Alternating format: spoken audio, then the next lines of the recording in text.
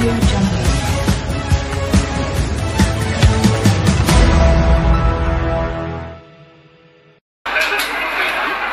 Soal kerja pertanian ini, jangan kita anggap ini sebagai remeh. Ada orang kata tanam padi ini kerja orang miskin, kerana tak mungkin nak jadi senang kerana tanam padi.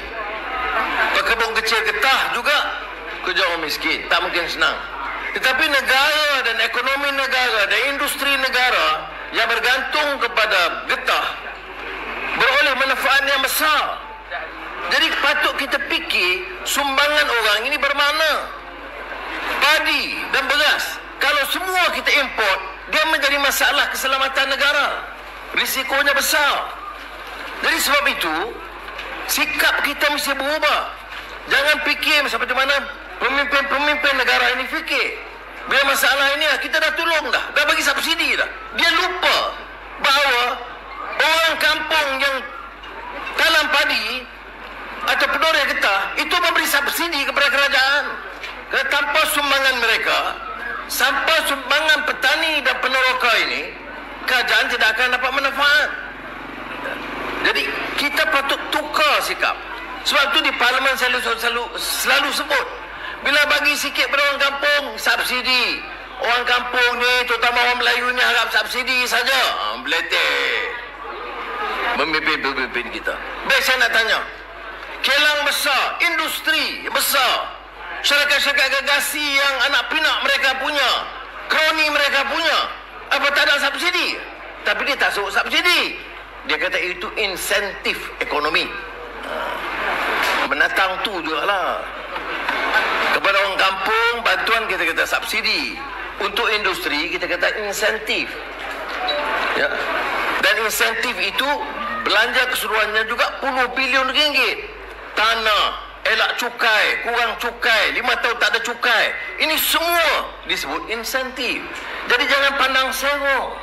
Ini masalah kita, ni masalah istilah. Polis ke, ataupun pegawai rendah, balik perbandaran atau pejabat daerah, ambil RM100. Apa namanya? Rasuah. Corruption. Sebut corruption, di jam tu.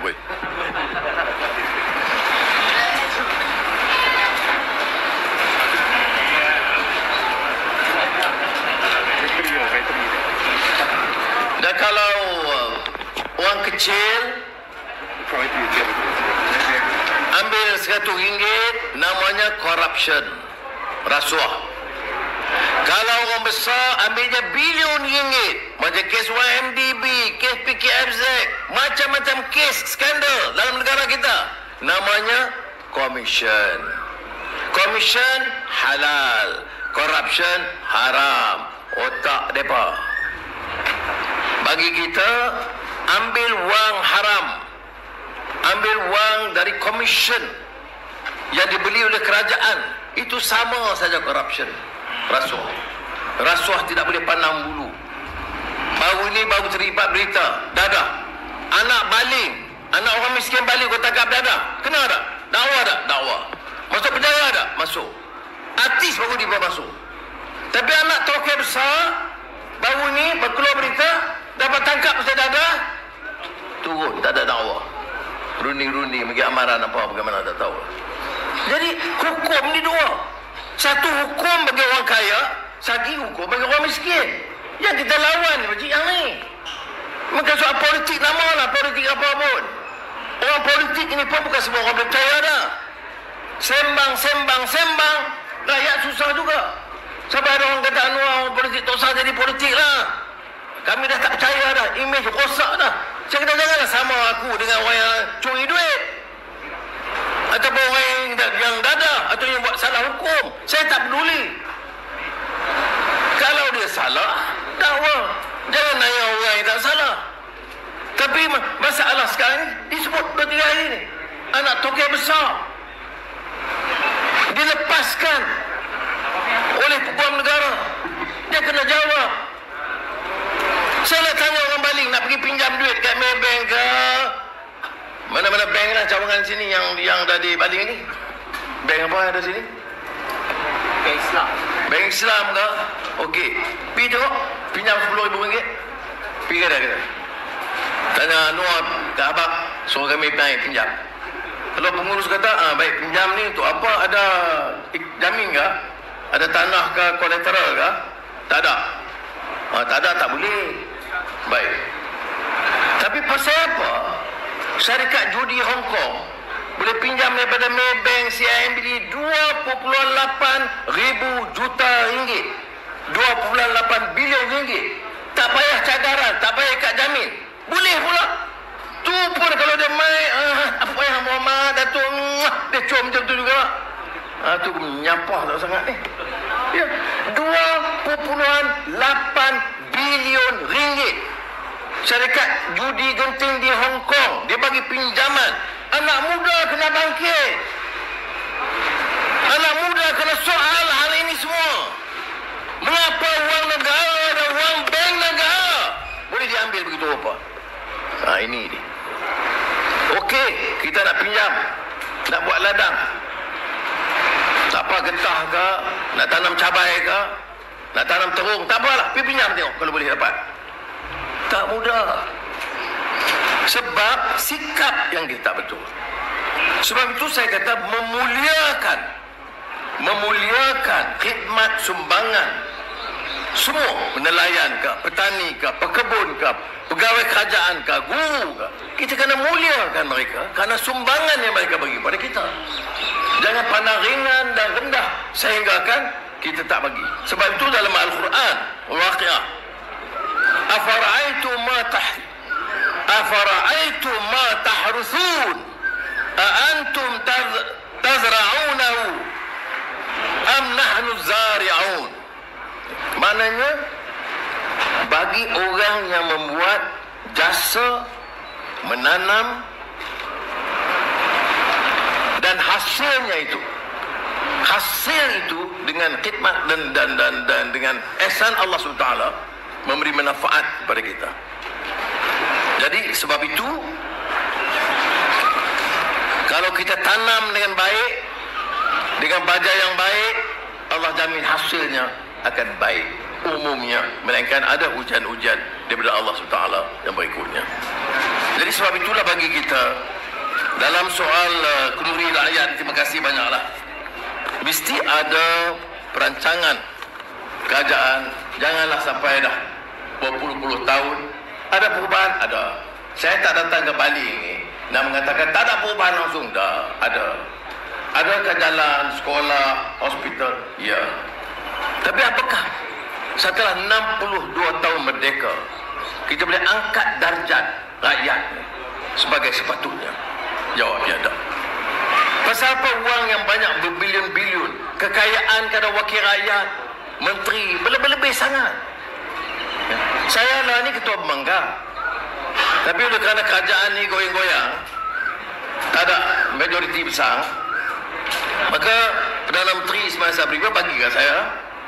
Dia kata apalah kita angkat jadi taraf menteri. Bagi saya perasan sikit. Ketua pemanggang taraf menteri. Saya kata okey. Bagi. Bagi apa pejabat? Okey, pejabat bagi. Bagi pegawai bantu. Ya. Bagi lagi allowance, campur sana allowance kerajaan, allowance, termasuk allowance baju sejuk. Tak ada allowance baju sejuk. Saya allowance baju sejuk musim sejuk lah. Berapa? RM4,000. Jadi saya tengok tu. Kemudian kereta 2 biji. Satu Cikgu Mi, satu Velfire untuk kegunaan rasmi, satu lagi kereta pribadi untuk kegunaan rasmi. Saya tak faham apa dia. Jadi saya jawab, terima kasihlah pelantikan itu. Saya tak boleh terima allowance yang jumlah hampir RM50,000 ini. Yang lain nak terima-terimalah. Yang pakai kepiah ke, pakai serban ke, pakai kot ke, apa nak terima, apa jawab sama. Saya tak sanggup terima. Sebab apa? Kalau saya terima, saya main. Tuan-tuan tepuk RM50,000 terlepas ke? RM50,000 sebulan. Bukan setahun. RM50,000 sebulan. Yang menteri ni kerja bagaimana? Tapi kalau saya ambil 50,000. Atau mai sini, ada Allah, hang bos opa jadi apa lah. Bang tadi dapat 50,000 asal buka hang. Saya tak mau dengar. Sebab tu saya terpaksa tolak dengan hormat. Sebab saya kata, orang kerja tak ada kerja sekarang. Anak muda keluar universiti, diploma, siswaza, kerja tak ada. Yang kerja gaji rendah. Bila minta gaji minima, gaji paling rendah. Apa Perdana Menteri jawab? Kebanyakan syarikat-syarikat besar kurang setuju. Hampir tanya tokoh-tokoh besar. Mana nak setuju nak bagi naik gaji? Gaji 1,200 pun dia kurang setuju. Cuma tanya ni, orang kerja Kelang ni. Setuju tak naik gaji? Dia kata setuju lah. Tapi tanya tokoh kaya untung kena bilion ringgit. Bilion ringgit. Nak naik gaji RM200 pun dia tak mau. Kerana menteri-menteri dengar toke, dia tak dengar rakyat. Sebab tu saya guna majlis ini nasihat kepada anak-anak muda, terutama mahasiswa, anak muda. Dengar keluhan rakyat. Bercakap bagi pihak mereka. Dan ambil risiko dalam perjuangan sebagai wakil memperjuangkan nasib mereka. Jadi kalau maknanya kita sebut hal-hal ini, program meningkat upaya petani itu haruslah lebih daripada yang berlaku sekarang. Ya. Jangan ditentukan semua di atas. Saya tahu, saya pun pernah jadi Menteri Pertanian. Baja dia pun tentukan. Benih dia pun tentukan. Tanyalah di bawah sekali-sekala. Yang tanam tu orang kampung. Rundingan itu penting. Saya baca sekarang ni buku satu pakar ekonomi yang hadiah Nobel yang baru. Ustaz baca semalam. Dia buat kajian ni, hadiah Nobel yang pemenang mana pakar ekonomi utama dunia. Dia kata tak boleh dah pakai pakar-pakar di Kuala Lumpur, Putrajaya nak tentukan bagi orang kampung semua tak. Dia kena turun tengok betul-betul. Benih tu sesuai tak? Baja tu sesuai tak? Bagaimana dia berguna? Pegawai jabatan yang hadir itu betul ke dalam tanggungjawab? Saya masih ingat, dulu kita dialog. Saya pergi ke daerah Batu Pahat. Saya tengok dalam perjalanan itu berlambat-lambat. Neneh, ubi tepi jalan, tak terjual.